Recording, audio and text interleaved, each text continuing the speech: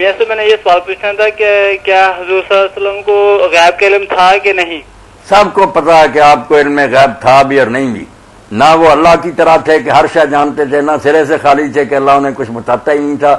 اگر بتاتا ہی نہیں تھا نبی کیوں تھے؟ نبی ہونے کی وجہ سے انہیں بہت غیب کا علم اللہ دیتا تھا، وہ لوگوں پر حجت ہوتا تھا.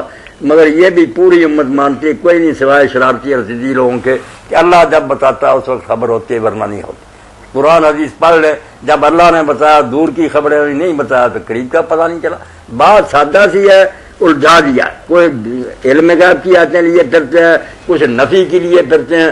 سادہ سی بات ہے کہ جب اللہ بتاتا. میں ایک پڑھ کر ختم کرتا ہوں کہ فقہ حنفی میں بہت اس کو پڑھا جاتا ہے، لوگ پڑھتے ہیں. فقہ اکبر جو امام ابو حنیفہ کا رسالہ ہے، اس کی شرح ملا علی قاری نے لکھی ہے. اس بحث میں فیصلہ کون ہے؟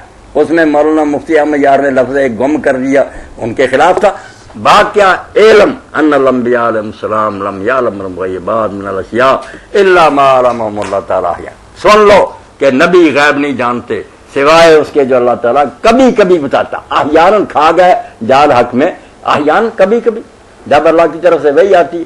وذکر الحنفیہ تصریحا بالتکفیر باعتقاد ان النبی صلی اللہ علیہ وسلم یعلم الغیب. اور حنفی فقہا نے کتابوں میں صاف صاف لکھ دیا کہ جو یہ صاف بولے گا نا کہ رسول غیب جانتا وہ کافر ہو جائے گا. یہ کہنا چاہیے کہ اللہ جب غیب کی خبر دیتا ہے تو رسول کو پتا جائے. لمعارضہ سے قول تعالیٰ، وہ کہتے ہیں اللہ قرآن نے کہتا ہے قل لا یعلم من فی السماوات والارض الغیب الا اللہ.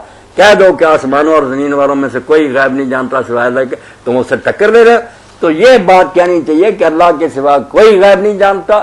اللہ جب چاہتا کروڑوں لاکھوں اپنے پیغمبروں کو اس کی اطلاع دیتا. بغیر حق ہے بات. کیا الجھن ہے؟ اہل سنت دا مذہب پکا، غیبی علم خدا نو جتنا رب معلوم کراوے سو معلوم انبیاء. بسم اللہ وآخر دعوانا الحمدللہ رب العالمین.